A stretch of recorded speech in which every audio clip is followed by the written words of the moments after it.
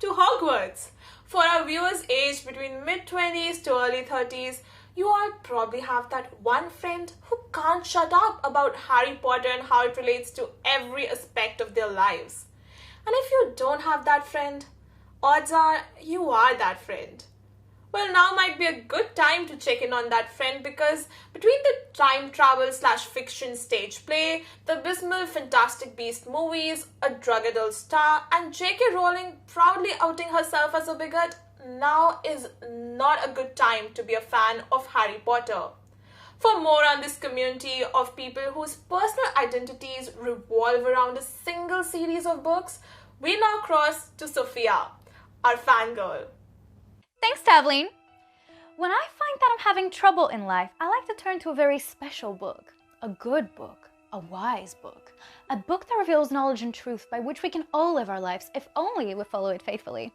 I'm talking about Harry Potter, obviously, which among the faithful is considered to be a single continuous testament revealed to us by the revered J.K. Rowling in the form of books for children.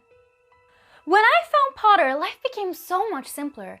Suddenly, all issues, from the global technology oligopoly to international geopolitics, could be understood by simply sorting each side into its corresponding house. For example, I would never have been able to understand that Donald Trump is a psychopathic crypto-fascist if I hadn't read a 5,000-word blog post explaining how he's basically Voldemort and that Nancy Pelosi tearing up his State of the Union speech was the same as Professor McGonagall at the Battle of Hogwarts. Like all works of revelation, Potter is immaculate. But a prophet's work is never done, which is why J.K. Rowling has continued to shower us with very important details about the wizarding world more than a decade after the last book was published.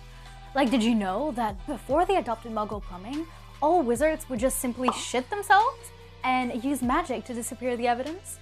Ah, truly the voice of a generation.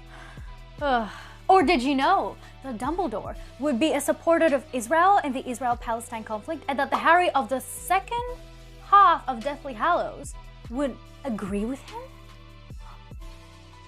What?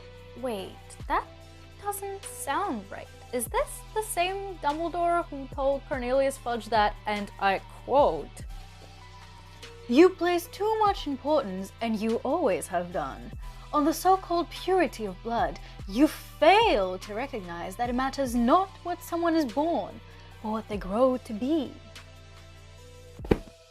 Man, I thought Harry Potter taught a message of resistance against all forms of oppression, like that time Hermione tried to liberate house elves from domestic slavery and everyone collectively told her to shut up. Does this mean that not everything J.K. Rowling says is beyond question? That would explain why she spent the past year building up a transphobic rant. That would also explain why she's started amplifying bigots who want to equate the LGBTQ+ people with pedophiles. Wow. It's really hard to believe that this is the same woman who wrote that wizarding finance was controlled by greedy, duplicitous, hook-nosed goblins. I can't believe I'm saying this, but I think it's time to read a new book. Back to you, Tavleen. I share your pain, Sofia.